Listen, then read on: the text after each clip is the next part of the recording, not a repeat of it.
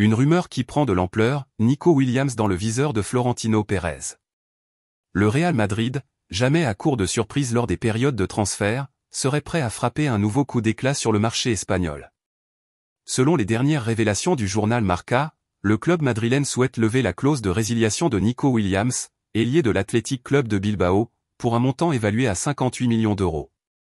Ce chiffre, bien qu'important, représente dans le contexte du football actuel une opportunité de marché très séduisante, notamment pour un joueur espagnol de 21 ans, international, déjà mature sportivement, et réputé pour sa vitesse, ses dribbles et son intelligence de jeu.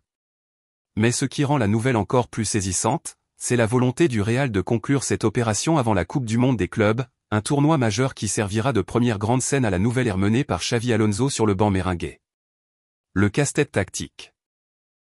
Où intégrer Nico Williams dans un effectif déjà très dense? Sur le papier, Nico Williams coche toutes les cases, jeune, espagnol, explosif, et capable de dynamiter les défenses par ses prises d'initiatives individuelles. Toutefois, un problème de taille surgit, le Real Madrid regorge déjà de talents offensifs sur les ailes. À gauche, Vinicius Junior est intouchable, et l'arrivée de Kylian Mbappé, qui peut aussi évoluer dans cette zone, complique davantage l'intégration d'un autre joueur offensif de couloir. À droite, le poste est actuellement occupé par Rodrigo Goes, dont l'avenir est incertain, mais toujours ancré dans le projet madrilène. Nico Williams, pour sa part, est historiquement plus performant sur l'aile gauche. Il pourrait, en théorie, s'adapter à droite, poste qu'il a déjà occupé de manière sporadique à Bilbao, mais ce repositionnement suscite des doutes parmi les supporters et les analystes. D'où la question centrale. Le recrutement de Nico dépend-il du départ d'un joueur comme Rodrigo? Si oui, serait-ce un échange équilibré ou un affaiblissement technique du côté droit? Argument sportif vs. Réalité du terrain. Nico Williams est un joueur spectaculaire, mais le timing de son arrivée au Real semble étrange. Plusieurs analystes, dont des proches du club, expriment leur scepticisme. Certains vont jusqu'à classer cette opération comme « difficile à justifier » si aucun départ ne vient libérer une place dans le 11. Cependant, l'autre lecture est que le Real agit par anticipation, en ciblant une pépite nationale à un tarif très raisonnable. Le joueur est déjà suivi par plusieurs grands clubs de Premier League, et ne pas saisir cette opportunité maintenant serait un risque pour Florentino Pérez. Ce dernier l'a prouvé à plusieurs reprises, il ne laisse jamais une pépite espagnole filer sans tenter quelque chose, surtout s'il y a une clause fixe à payer. Vision de Florentino Pérez.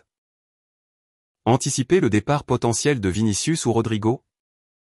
Une autre rumeur, persistante cette fois-ci, vient brouiller les cartes, Vinicius Junior n'a pas encore renouvelé. Des offres XXL venues d'Arabie Saoudite circulent, et même si le Brésilien semble attaché au Real, le club veut se prémunir de toute surprise de dernière minute. Dans ce contexte, l'arrivée de Nico pourrait servir de plan B stratégique, prêt à être activé si l'un des joyaux de l'attaque s'en va. Mais encore une fois, le dilemme tactique demeure, Nico Williams n'a pas, encore, la polyvalence ou la finition de Rodrigo, ni la magie pure de Vinicius. Ce serait un pari sur le long terme, plus qu'un remplaçant immédiat de niveau équivalent. L'alternative rêvée, Franco Mastantuono. Dans le même élan, le nom de Franco Mastantuono, perle argentine de River Plate, résonne de plus en plus fortement dans les bureaux de la Casablanca. Âgé de seulement 17 ans, gaucher, ultra technique et déjà comparé à des grands noms comme Di Maria ou Guti, il est vu comme l'ailier droit du futur, capable d'évoluer aussi bien dans l'axe que sur le flanc droit.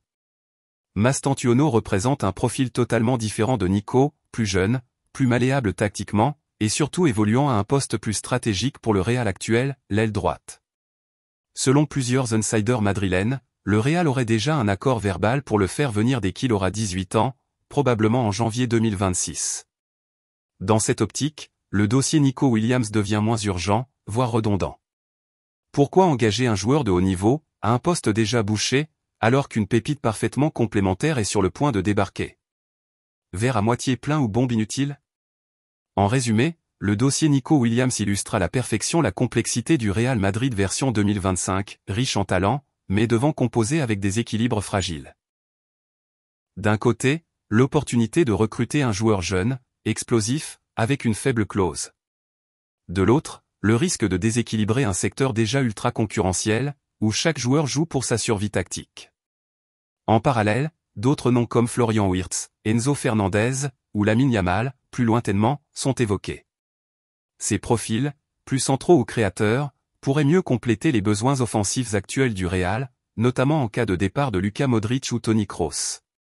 Conclusion, ce que nous dit vraiment cette rumeur.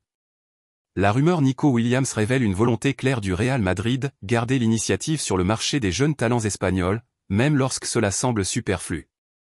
Le club ne veut plus se faire devancer, surtout par le FC Barcelone, qui rafle actuellement la mise sur le plan de la formation locale. Mais pour que cette opération aboutisse, il faudra une condition. Un départ d'un cadre offensif comme Rodrigo ou Vinicius, ou une transformation du système tactique sous Xavi Alonso. Et vous, Madridista? Que pensez-vous de Nico Williams au Real Madrid?